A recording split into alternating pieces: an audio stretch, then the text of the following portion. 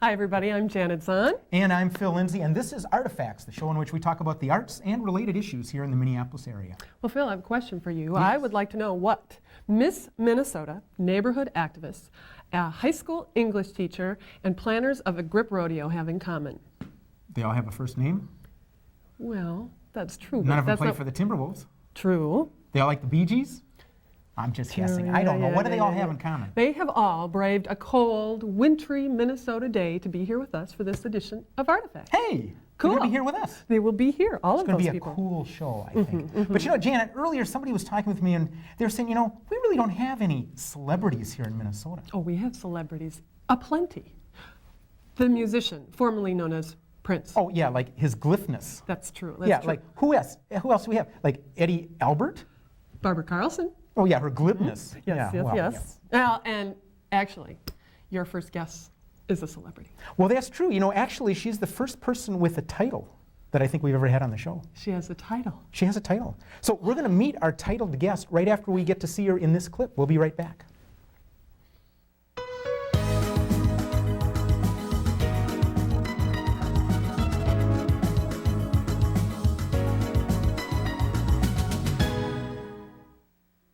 What impact can arts education have on the students of today? Currently, I have 19 students. They are private flute students, and I've seen them grow more comfortable expressing themselves using music, and I also see them feel a part of the music family, and they have a general bond with my other students. And in myself, I was extremely shy in junior high school, so the arts, for me, being involved in music, gave me a chance to boost my self-confidence and esteem through a sense of accomplishment. And that, for me, was extremely significant, and I'm honored to be able to share that with my students. The arts can have a tremendous impact. Well, it was that belief system that attracted me to our next guest, and she really is, I think, the first person on Artifacts that's ever had a title. So we're very happy to welcome Eileen Van Driest, who is Miss Minnesota 1994. Well, hi, you. It's nice to have you on the show. Great. Actually, we met in the state capitol over in St. Paul on what's called Arts Education Day. And I didn't know you were going to be there, and I'm sure you didn't know I was going to be there. But the Alliance for Arts and Education every year goes there for the first day of the legislative get-together. And they have a little event in the rotunda. And I was down in one of the wings there looking at some art that some school kids had done. And there was this young woman looking there too. And I said, this person is very committed, because there were no cameras on. There was nothing there that said, oh, she's got to do this. And you were looking at everybody's picture. So you obviously care about the arts. Well, I was impressed. It sounded like they had not had an arts program in the elementary school for a number of years. And I was really amazed with what the teacher had done. And they really were studying the techniques of the artists that they were imitating, and also their own creative ideas. It was worth the time. Yeah, and there were other performances there as well. And your platform as Miss Minnesota is arts education. Exactly. Can you talk a little bit about that? Well, certainly.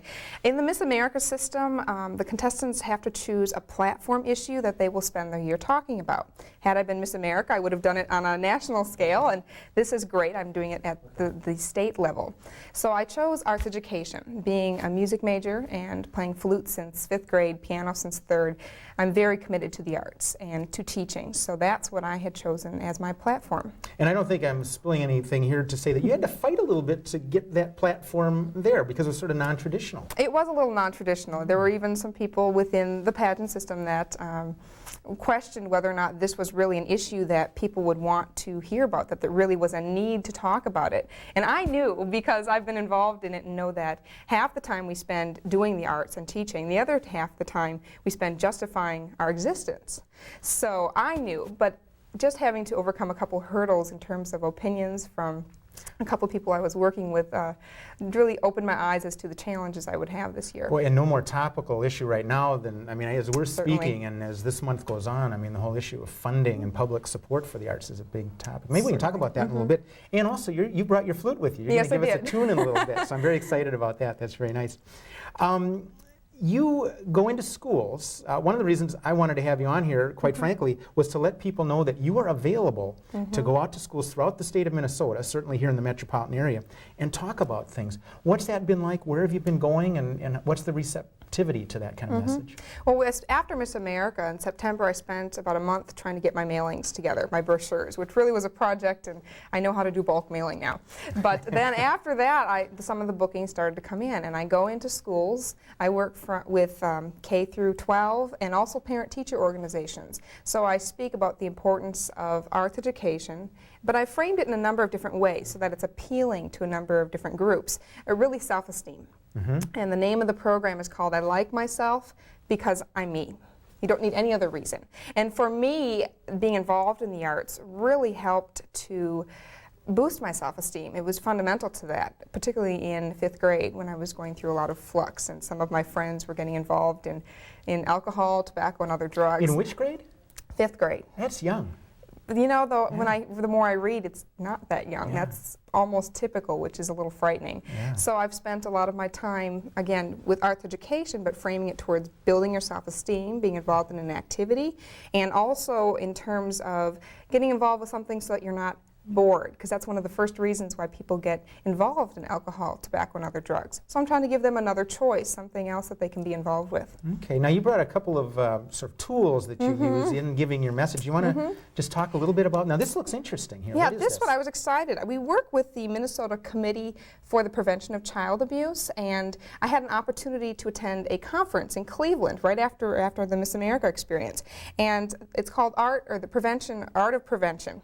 And it ties in the use of the arts and all six areas of the arts, and using theater and visual arts. And all the disciplines. Yes, all the disciplines. And it utilizes that across the curriculum so that you can get kids involved in expressing their emotions and using it as a tool so they are empowered in making the decisions not to be involved in alcohol, tobacco, and other drugs. So this has really been a great video. Yeah, I've certainly enjoyed this. Well, what else do you have here? This is an interesting array you brought A collage. It is. Well, this is something else. This is one of my favorite books, actually, and it's called I Like Myself, or I Like Me, by Nancy Carlson, and I've used it actually with every age group, and I get smiles from the parents and certainly some chuckles from some of the high school students. Well, I've got a couple of her posters in my house, actually. Well, this is a great book. I read it about 2 years ago, and ever since then I've bought copies for my friends. It really deals with self-esteem on a very simplistic level, and I think that's something that a lot of people don't always get the message or learn that when they're young. So I think it's applicable to all age groups. Just a footnote, of course, Nancy Carlson is based here in Minneapolis. So I don't know exactly where she is, but that's great. So, yeah, this has been a great tool for me also. And one final thing I brought, I blew this poster up. It's public domain, so that was great. But we have better things to do than drugs. And this certainly definitely applied to me, because like I said, in 5th grade, some of my friends had started to get involved in those type of activities, and I decided to dive into my music instead. So this really makes a lot of sense to me. I can relate to this, but it's a fun, cool poster, and it's been a great visual aid. It's a nice image, yeah. Now, in a moment, I'd really like you to pick up that flute if you would, but I understand that one of the benefits for you personally with the arts was you used to be shy. Very. Hard to believe now. But, I wouldn't be here, that's for sure.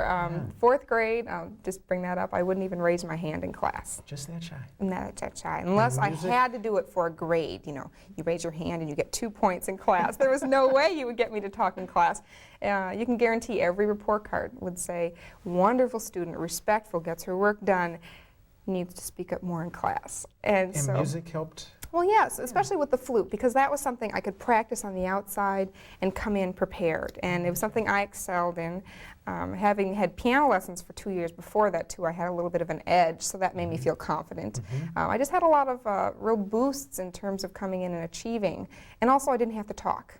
Good idea. That's non-verbal communication. Well, on that note, Eileen, would you mind giving us just a sampling of what you do with this instrument? Well, certainly. Okay, what are we going to hear? Well, we're going to hear segments of the piece that I played at Miss America, and it's entitled Nel cor più non mi sento. Easy for you to say. Now, as a music educator, of course, you're sitting up. Yes, I usually would stand, but I will sit up tall. Here. Right. Well, what I use with my students, and this is fun because if you don't always have their complete attention, you can wow them a little bit, and I think that gets you a few more minutes of attention span.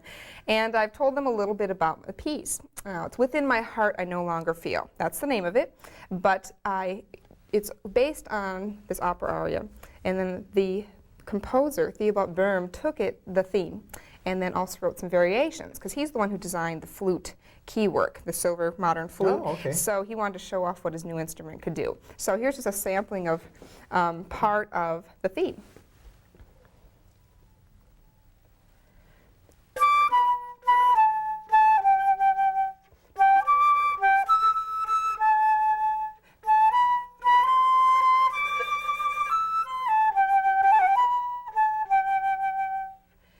I would go on and talk about how they use the theme in the variations, and he added some extra notes, and the kids always open their eyes real wide. Here's one of the variations I played.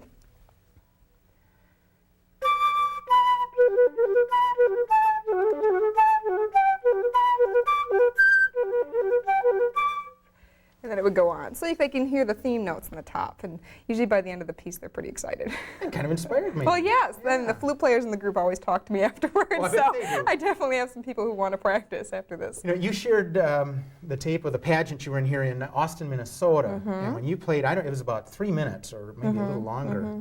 That had to be exhausting. It was exhausting, yeah, because you're nervous and maybe your mouth goes dry. Or you're, Yeah, well, those external things, but I mean, just the work of a long breath piece like yes, that. there were the variations certainly were difficult. There was no doubt about that, and I had to choose the piece for 2 reasons. It needed entertainment value for the Miss America system. Not all the judges are expert flute players, so I needed that, but I also needed it for me to be classically oriented and certainly a challenge, so I'd want to keep working on it. Yeah, well, it was certainly a winning piece in the clip that I saw. In fact, we may get a bit of a view of that at the end of our show, so thanks for Great. that. Actually, this was just a little something. You brought your actual crown with you. And we couldn't find one at that burger joint. Burger for King. me I for the did go to birthday. find one for you. Thought it was only But this fair. is quite impressive right here. Yeah, this is fun. I use this throughout the year, and actually I only use it with the elementary schools generally. Now, why is or, well, by the time you get to middle school, they look at you and say, "Who are you?" So it's not cool once you get up It's to not that cool, teen right? deal. Then something like this is much more Okay. effective. But with the the elementary school kids, they look at you and they ask, "Well, why are you Miss Minnesota? I mean, are those real diamonds?" And they don't believe that you're Miss Minnesota unless you Right. have the crown. So, and that does it. So that's the imprimatur right there. This is- I am exactly. really. Now, this is a gauche question. Do you get to keep it or do you have I to get to keep it. This is yours? This is mine. Wow. Yeah. That's great. So right now there's some Minnesota craftsperson making the next one. I suppose the next contestant. May I will- heft it? That looks, or You no? may. No? You can. All right. You could even Hands put on it the on drum. if you Boy. want for a moment. No, no thanks, but very impressive. I've never held the crown thank like you. that. That's good. Now, you have done some serious studying in musical training. The one that I was familiar with is the Suzuki method, but there was this other one, the Dalcroze Eurythmics. Now, I technique. thought of Annie Lennox right away when I heard that. What is the Dalcroze Eurythmics system, I think? Well, it's something that I studied when I was going to school, like the first year or two, with Art Becknell at the University of Wisconsin-Madison. And it really focuses on internalizing rhythm and the inner feeling of music. And so you do that through movement in a room. And it's funny because my flute teacher from high school said you should go visit the college and definitely go to this class. You need to go. And I thought, okay, what is this all about? I walk in and no one has socks or shoes on, and they're running around the room barefoot with some music and drumming and think I had no idea what was going on. This is at Madison? In Madison, Yeah, yes. that sounds like Madison, yeah. Mifflin Street, yeah, I know the scene. No, it was really fun though because I spent the year then. I made sure to take it that first year, and I felt like I really had overcome some rhythm problems that I wanted. Or when you have a difficult rhythm in notation that you can't quite figure out, it gave me some tools to use and physical movement so that I can internalize the rhythm. I look at it and now I don't have to practice it because I know how it feels. Okay, well this was new to me. I hadn't heard of that, so thanks for that explanation.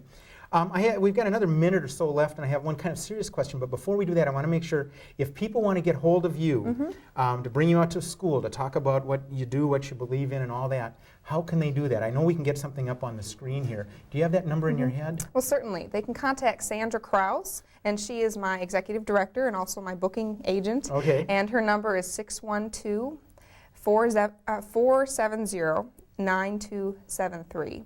And Okay. you can contact her there, and she'll be sure to contact you if you need to be called during the day or evening. She can Okay, do great. either. Well, we'll get that number up, and I think there was an address, too, that we could get up there as well, so that's great.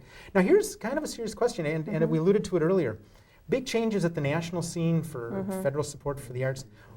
From your point of view as a student, a performer, and as a spokesperson for arts education, are you hopeful? Are you despondent? What do you think the future is for arts education? I'm concerned. I guess for the past number of years, I felt that the tide was very strong in terms of business leaders and other educators not in the arts field, realizing that the importance of the arts across the curriculum is core. And I really felt that with the national standards, including the arts, and with the arts being done with them first, that we really had made some headway and things were real positive. So I'm really concerned about what is happening here because it really shows a change of agenda and a change of opinion, and sort of a backlash on some things that had been quieted down from a couple of years ago. And well, right now I'm also working for the Minnesota Orchestra and doing some fundraising for them with their education and outreach programs. We have a dollar-for-dollar match right now from the NEA. So that's something else that I've been talking about quite a bit with people who do support the orchestra. I'm very concerned. I'm not going to say I'm optimistic or pessimistic, but I think people really need to voice their opinions and really Well, I make that share known. your concerns, so we'll be monitoring that as the months go by. Certainly. Eileen, thank you very much for being on here. It's been a pleasure to have you on Great. Artifacts. Thank you. That's great. Well, before we get to our next segment with some folks from the Phillips neighborhood, we've got a clip from a movie called An Angel at My Table. This film, originally conceived as a miniseries for television New Zealand, was directed by Jane Campion. It premiered at the Venice Film Festival in 1990, where it won 7 awards and gained a new international audience for both its maker and its subject, which is the New Zealand author Janet Frame. Ms. Campion, who is best known for the film The Piano, will be visiting the Walker Arts Center this month, February, and while her appearance there is sold out, they are screening 5 of her films between February 8th and the 24th. You can call the Walker Arts Center at 375-7622 for tickets or just for more information. And now we're going to take a look at a clip from An Angel at My Table, directed by Jane Campion.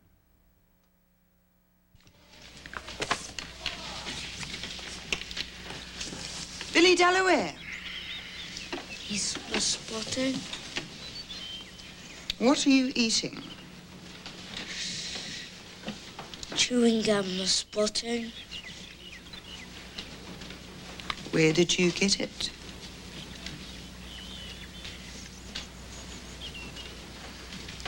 Dids McIver, where did you get your chewing gum? I'm doing famous spotting. Jean Frame, He's Miss Spotting. where did you get the chewing gum? From who's Miss Spotting?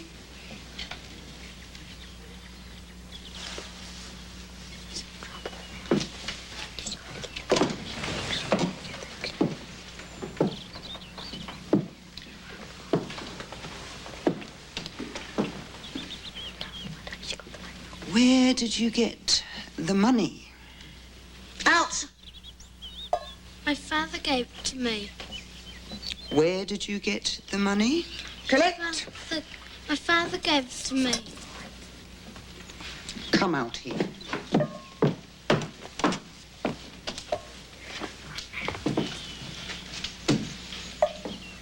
Come up here. Now tell me where you got the money. I want the truth. Dad gave it to me. Face the blackboard.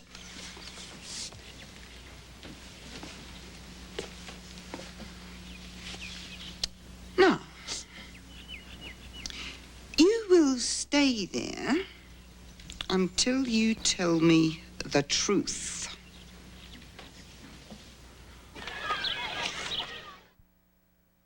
Well, a lot of people are very excited about Jane Campion at the Walker this month, so if you can get up there to see one of those shows, that'll be good.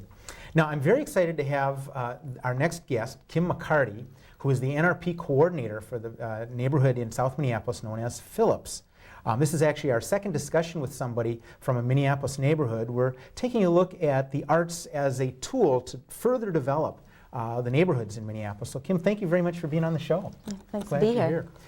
Let's sort of set the groundwork a little bit. First, let's describe Phillips as a neighborhood. Where is it exactly, and who's there? I mean, what kind of a neighborhood is this? Okay. Phillips is just south of downtown Minneapolis. It's south of 94.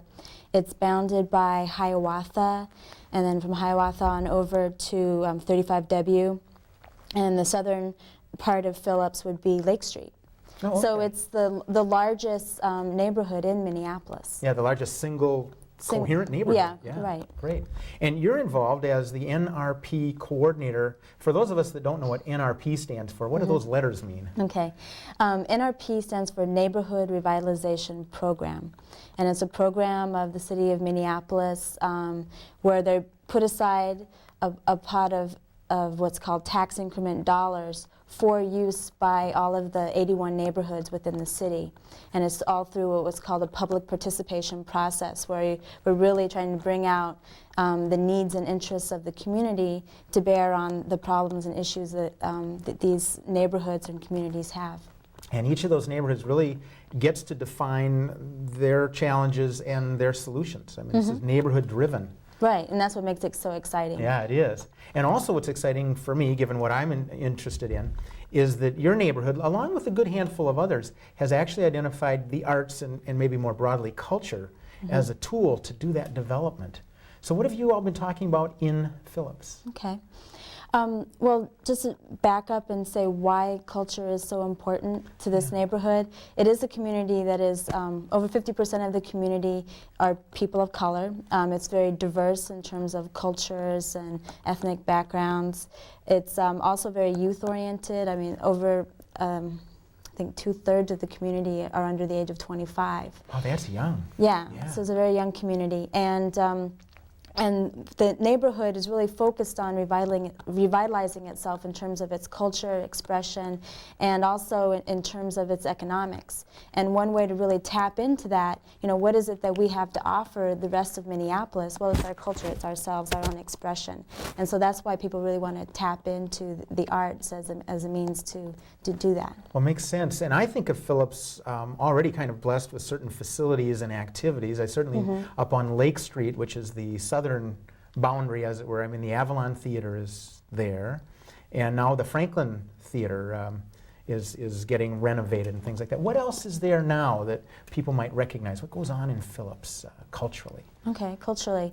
A lot is going on. I think something that many people in Minneapolis as a whole would recognize would be Heart of the Beast Theater, right there on Lake Street, that puts on a really wonderful pageant in Powderhorn Park, but it starts in the Phillips neighborhood. Everybody gathers at Little Earth Cedar Fields and then travels, through the streets down to the park for a wonderful festive occasion. And that particular parade really celebrates, culture and all people. So that's one piece. Then the Avalon Theater, as you mentioned right now, is being looked into by the community to be renovated as a theater for use by The everyone. Franklin Theater, yeah. The Franklin Yeah. Theater, the Avalon Theater, excuse me, is the Heart of the Beast, right? And the Franklin Theater is presently being renovated for use by the youth in terms of dances. There's this whole production called Lifestyles that's been going on there for almost a year now. It's been highly successful. They've been doing video production there with youth. And they've also had the American Theater Institute that has put on a number of plays there. Right. In fact, there's one going on, I think, this month, as I recall. And also some wonderful murals I'm familiar with that are already up. I mean, these aren't just in the plan. Some of these are already done. Yeah, it's through a project called Safe Arts that's been working in Phillips for, almost 3 years now. They started, their first installation was right on near Heart of the Beast Theater. It's on Lake Street, like 12th and Lake. It's a little empty lot that they took over. They turned it into a garden. It's a place that people sit now. What they did was they transformed the space and made it so it's a place for everybody, and Well, it's real beautiful. colorful, and young people were involved in actually creating it, so it's partly their space too. Yeah, Yeah. right. So there's a great base that you're working with. I mean, people that are involved, artists that live there and work there. You've got some spaces and venues already. But at the same time, through your work and a committee, there's a committee that meets with you. I've sat in with you. I don't want to be coy about that. We've sat in. And you're working on more plans to further develop the culture. So what are some of the broader outlines that you're looking at for the future in Phillips? Okay. Well, First, like I said, we really want to look at it in terms of economic development. I mean, if we're going to be investing these resources, there's really got to be something that comes back over the long term, and really think about arts in terms of, you know, the private as well as in the public sector. So in terms of the Franklin Theater, I mean, that's going to be a venue where we hope that there will be some revenue, you know, made out of the productions that are there. There'll be some skill building of the youth. You know, we'll be passing on some skills that people can use later on in their lives. So that's one piece of it, and we really want to attach it to the whole development of the avenue, and what we're calling the area around the theater is the cultural node. So there'll be it'll be a whole marketing strategy where there'll be restaurants, art shops, galleries, and it'll all fit together into something that we can offer the entire community to revitalize that whole commercial area. And then want to do the same thing on Lake Street. Mm-hmm. And now, what about the people involved? Who's coming to these meetings now, and then as time goes on, as you're doing the marketing and you're programming in the area, who will be involved? Obviously the people of Phillips, but... Right, well, People of Phillips is a community-based organization, and so we really depend upon volunteers. And those volunteers come from people who live in the area, renters, homeowners. They come from the schools, they come from the major institutions like Honeywell, Abbott, and some of our businesses. All of these folks have been very involved. We have Uhuru Books, we have some fantastic galleries in the American Indian Center, and all these people have been coming to the table to present their ideas, and they're very creative and innovative. So it sounds like while you're doing economic development, it's also a kind of a community building, networking kind of thing too. Sounds good. Sounds like it's already successful. I would say, yes, it is great. absolutely already successful. Well, Kim, we're just darn out of time, but I'm going to bet that if people wanted more information about what you're doing, is there a number they can call? Yeah, they can call People of Phillips, which would be 874-1711. Okay, great. And that's the community organization for Phillips. Great. Well, Kim, thank you very much for giving us a glimpse, anyhow, of what's going on in Phillips. Good work. Thank you. Thanks very much. That's great. Well, we'll be right back with an English teacher and a writing teacher from North High in Minneapolis. But before we do, we're going to take a look at what we think is an interesting factoid.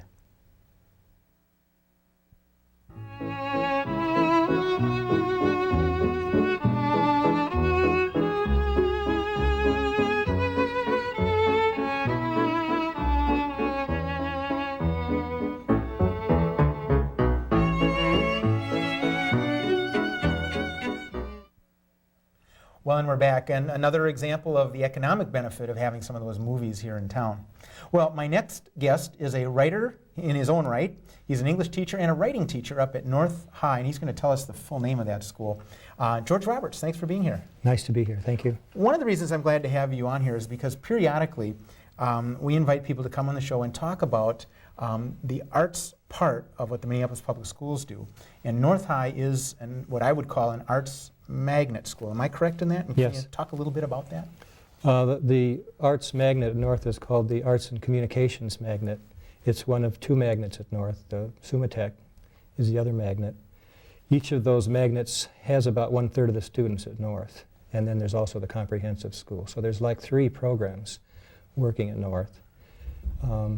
The way it works is the students spend a couple of hours a day in their magnet, and then they all mix to take their core classes. So it's not as if we're a separate entity or we develop an identity apart from everyone else. But we have a specialty in the afternoon and join with the other students in the morning. Okay, well, I just learned something because I didn't quite realize that it was split into 3 parts there. Now, that means that students really can elect to come there from various parts of the city, I take Oh, and they do, Yeah. and from all over the city. Great. I would think, now maybe it's my bias, that it's a very popular school because of what you have there in these different programs. It's popular with a certain kind of student, or 2 certain kinds of students, actually. The arts magnet has a reputation of being a place where folks who are involved in expressing themselves in some way and finding their own path can do that without a whole lot of flack. In some schools, they would be labeled or branded, and it would be a more difficult path for them to seek out the kind of forms of self-expression that we allow them to experience. The Sumatec students are on a different track in the sense that they're much more, you might say, college-bound, and they're very interested in mathematics and science classes, and some of the extracurricular activities they get involved in are things like U.S. First, which is a kind of scholastic Olympics for science projects. They're given parts to a robot, and they have to assemble it to do a project or something. So I would like to emphasize that I think the Sumatec magnet is every bit as creative as the fine arts magnet is, but in a different sense. Yeah, equally challenging. Yes. Is there sometimes a cross-pollination from the scientific challenges that some students have to go through into the what I would think of as more the creative arts? Individually that happens when students in the junior and senior year particularly have time for electives, and someone who's been down a science track for 2.5 years says, I wonder about dance, or I wonder about animated film, and they take one of those classes and you can just see them light up in a new way. Every once in a while they'll transfer out of Sumatec and into the arts magnet. Oh, interesting. And the same thing will happen the other way. Someone who came here thinking, I really want to be a writer, finds out that computer-assisted drafting and design is important and heads much more toward architecture. So one of the things I like most about the atmosphere at our school is it's quite open to continued experimentation and continued investigation about where do I want to go. You don't have to sign up in the 9th grade and say photography and stay with it. Yeah. One of the things I think the arts do regularly is open us up to other possibilities. Sure. Well, it sounds like a reasonable approach. That makes a lot of sense.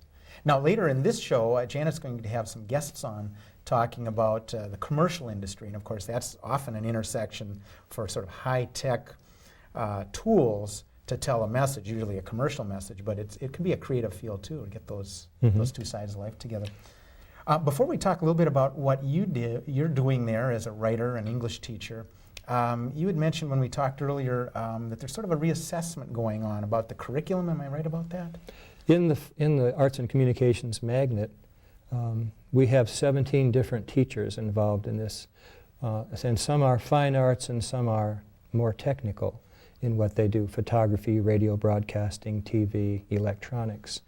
And there seems to be a division happening among us in which the teachers who are involved in the more technical and technological aspects want to go down a certain path, and that comprises 9 of the teachers. And then the 8 of us who are more fine arts oriented, writing, dance, music, acting, are very interested in redefining ourselves not as specialists.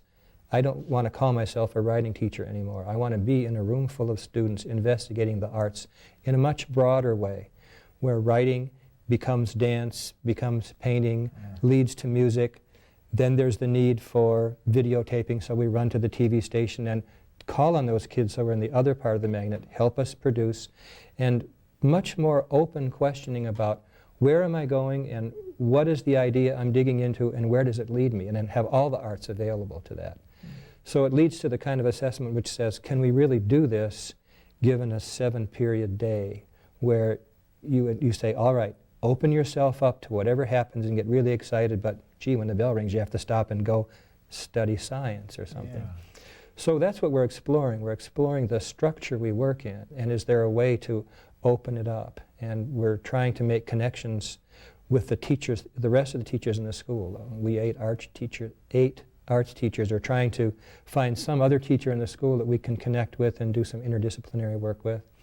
I'm working, for example, with a math teacher right now and trying to figure out ways where a theme can be taught through math and literature, or math and writing. And interesting. We're just at the beginning stages of that, but I think it's pretty exciting possibility for what may happen in our school as a result of that. That does sound exciting, and I guess I sit here corrected. I've been calling you a writing teacher and English teacher, but it sounds like you're really integrating a lot of the disciplines, not only in the arts, but other academic subjects as well.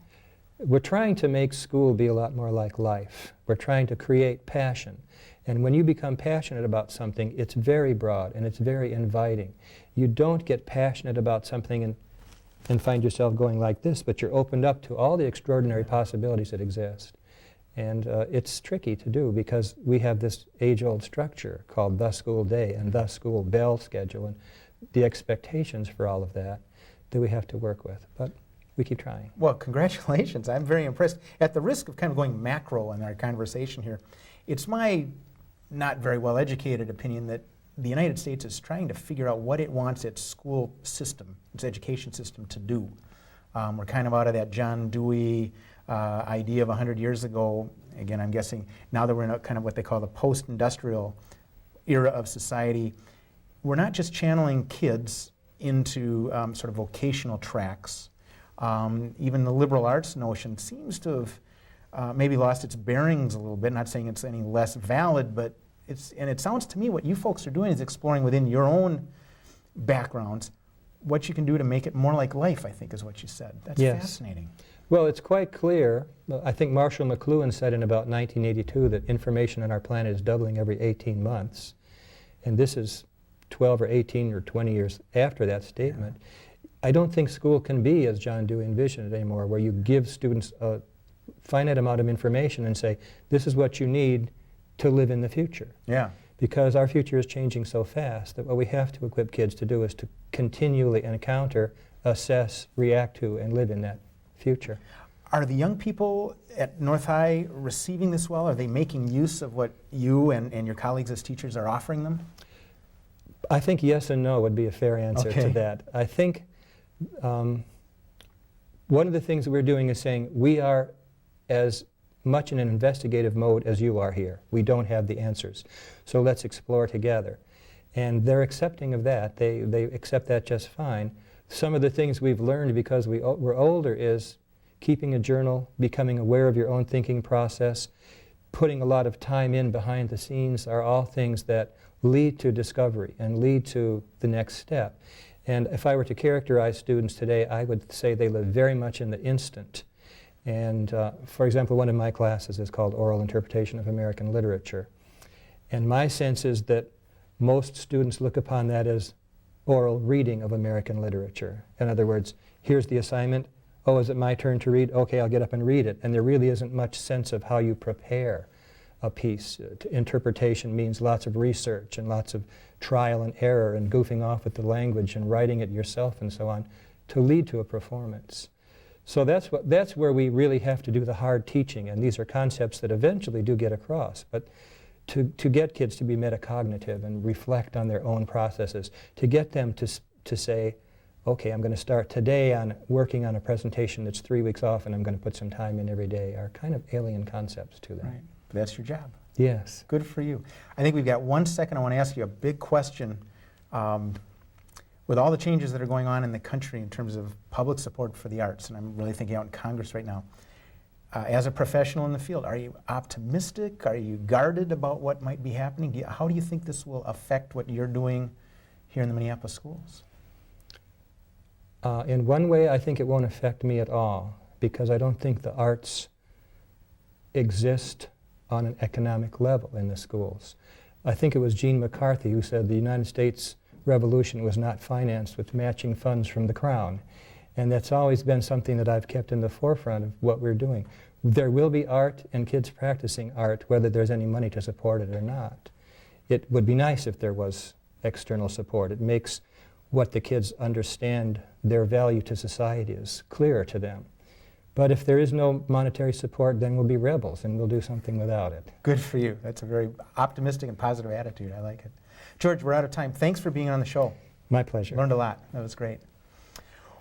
Well, up next, Janet will have some guests on, and they're going to guarantee a lively discussion on the local television commercial production industry.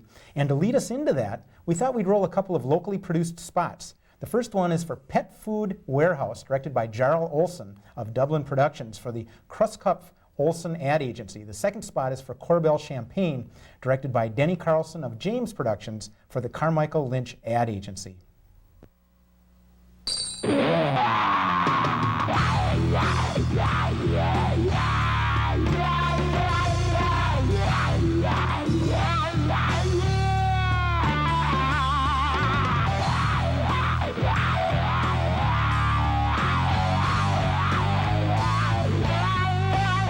Catnip, still legal in all 50 states. Featured in some of the hundreds of toys at Pet Food Warehouse.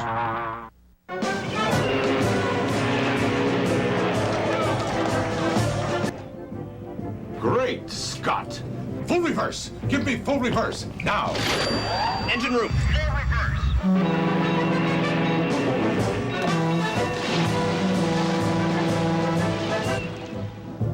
What is it, Captain?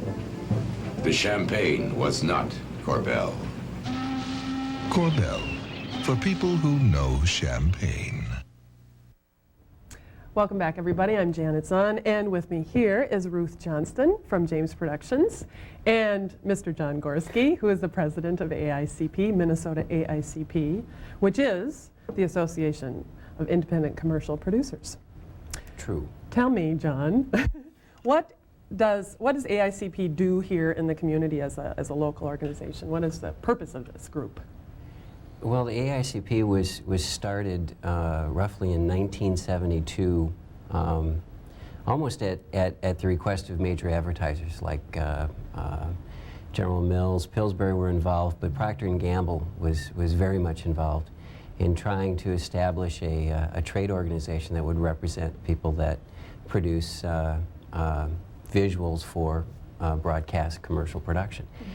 The organization on a national level interfaces with the other trade organizations of the people that we deal with, like the national advertisers, the advertising agencies. And they have chapters in most major markets across the country. The chapter here is 3 years old and represents somewhere in the neighborhood of about 300 people that make their livelihood in producing commercials for television. One of the things I know you guys did was you compiled a reel of spots that were made by the local member companies. There are about 8 different companies that were represented in the reel, which I had an opportunity to look at, and it's a wonderful reel. It is such good work, and it was just a joy to watch. And I know that you guys maybe have some opinions about the quality of work that's done here. What can you say about how do you characterize this industry maybe as a whole in terms of the work that we do here? Well, as a production community, we're, I think, about 4th largest in the country these days, aren't we? That's like what they kind say. Of tied with Dallas, I think. And so I think that people are, in general, surprised at the amount of production that's done here, first of all, and then the quality of production that's done. I think for all the major production companies, their work comes not just from the Minneapolis advertising community, which is,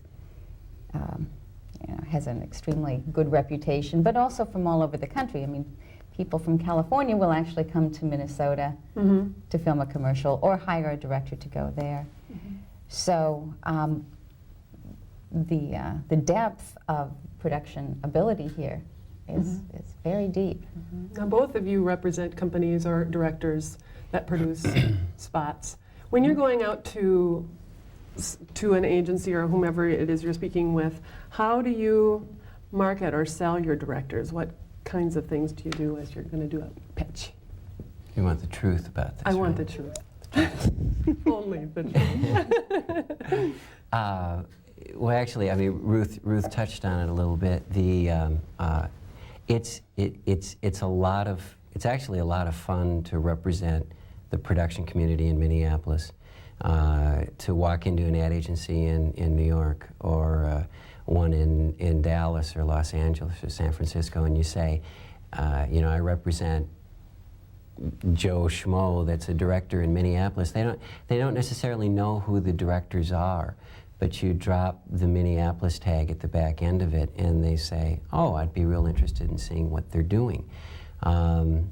A lot of that credit goes to the large production houses like Ruth's at James Production and the guys at Wilson Griak, who have been around for many, many years and are icons in the business, have been doing it for a long time. But then, like, I know I've heard Jim Lund say, and I've heard like Mike Montaigne and Steve Griak say, that it builds their reel that they've worked with the Fallon McGilligans of the world and the Kalamazoo's of the world. We're really lucky that we've got some very strong advertising agencies, strong players in the national market who have done some real breakthrough creative that shows up on your reel and reflects real well on the production community that way. Does the local chapter of AICP try to work with the agencies locally in some way or connect with them? They keep asking us to. Actually, while on the national level, the goal of the AICP nationally is to interface with like the 4As and the ANA and the Directors Guild and people like that. We have attempted to get better at meeting with the agencies. The agencies are in just the last year or so have become real active in coming to the AICP national show, which is called The Art and Technique of the American Commercial. The agencies have participated a lot in panel discussions with members of the AICP, everything from how you bid jobs to how you produce and just the general business working relationships between the two entities. That interface, that association, hopefully will continue to grow. Are the local agencies using local production companies at a good rate? Oh yes, I'd say most of the agencies here use local companies to varying degrees, depending on their project and the type of director or talent or location, depending on what they're looking for. I'd say almost all agencies work here at least a certain amount of time.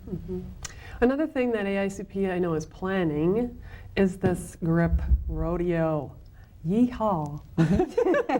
Coming up in February. What's a grip rodeo? John? What's a grip rodeo? You should probably preface that a little bit with, the commercial production business is a business. The people that run the production companies, to a degree, could be making widgets or whatever, because as far as business practices go, it's a very buttoned-up arrangement. There's a lot of money that changes hands. It has to be that way. But the commercial production business is a fun business because it's chock full of very creative, independent entrepreneurs who live pretty vicariously by what they're doing, and they like to have fun like everybody else does.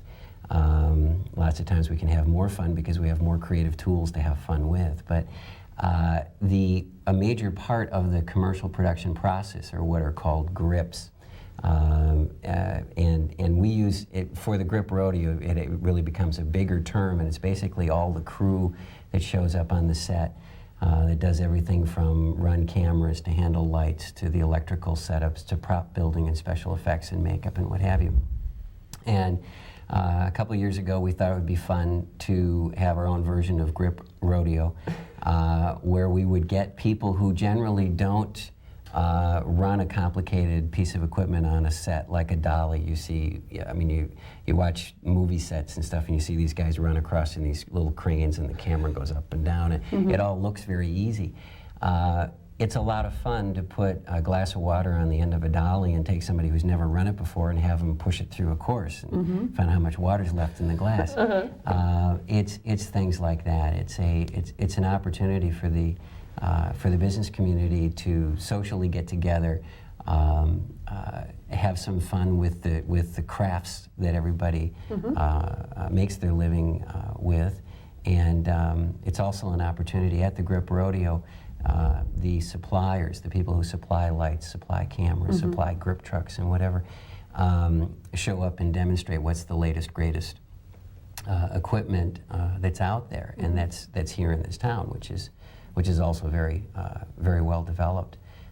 So it's a chance for us to do a little business by looking at the new pieces of equipment that are out there, but also to have a lot of fun with all of the levels of the production crew. Yeah.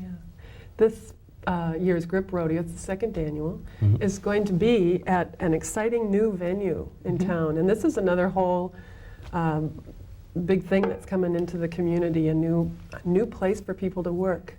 And James Productions is doing a new studio.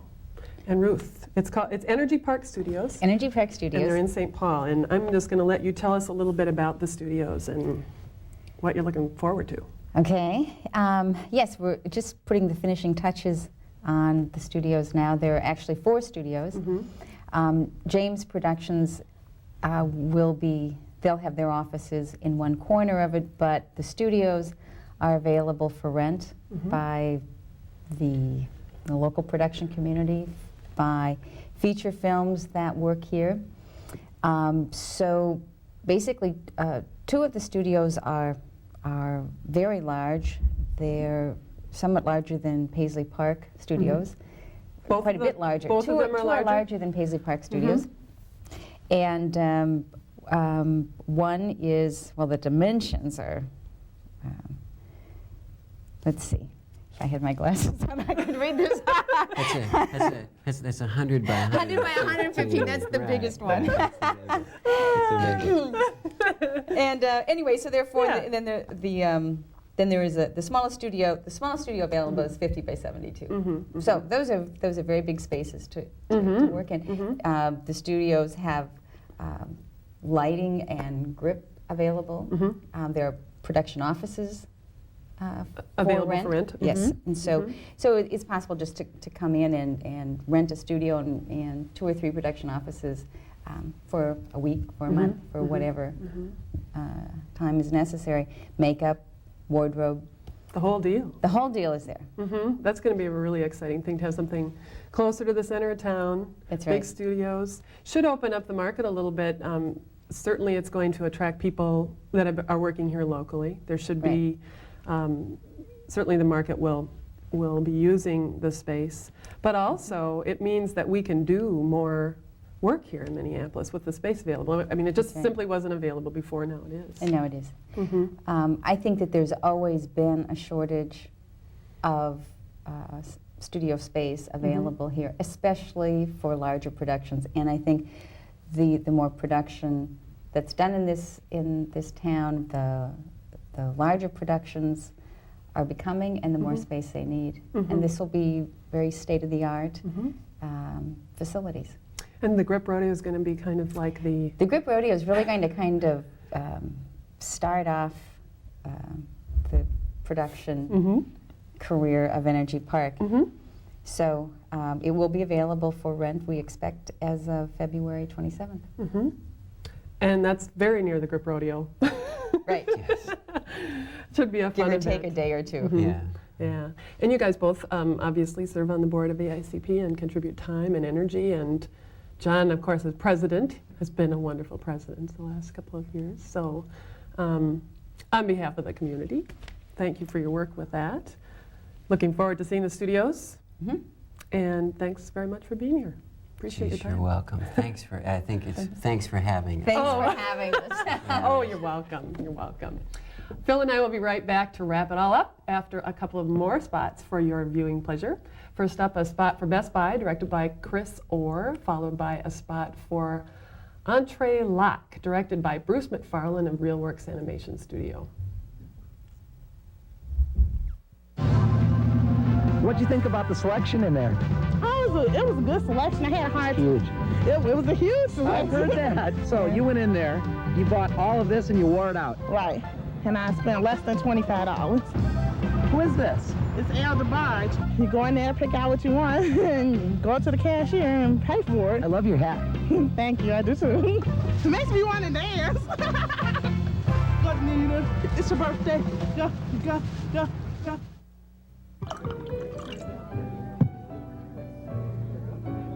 You know, you remind me of your answering machine. Entre-Lacs, always on occasion. Discover our rich, full-bodied red wine. Well, those are some great spots. They were neat. Oh, fun. And the local community does such good work. Really, they do. And I wanted everybody to know that the Grip Rodeo is in February. And if you want to know more about where, when, what, please call my office, Office of Film, Video, and Recording, 673-2947, and I'll tell you all about it. Actually, if there's anything on this show or any artifact show, you can call the City Cable 34 hotline too, 673-2234, and we'll let you know more about the guests or the issues they were talking about. Next month, Kata Novak's going to be on to continue our series of discussions about Minneapolis neighborhoods and how they're using the arts as a development tool in their communities. And lest you forget, where is your pen and where is your paper? The events calendar is coming up. Yep, so they're good things to see. And we're going to go out at the end of the show with Eileen Van Driest, Miss Minnesota 94, playing her flute. This was her pageant winning performance. We'll see you next time. I'm Phil Lindsay. I'm Janet Zahn.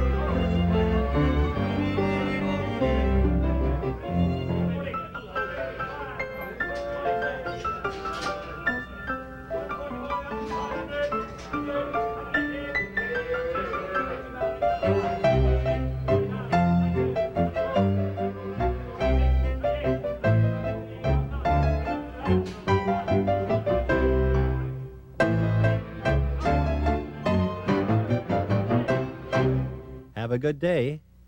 As a classical flutist, our next contestant will perform a piece based on the operatic aria Nel Cor Più. Composed to challenge the performer and entertain the audience, this theme and the variations which follow demand both musical sensitivity and technical virtuosity. Our lovely flautist is Eileen Van Driest, Miss Cottage Grove.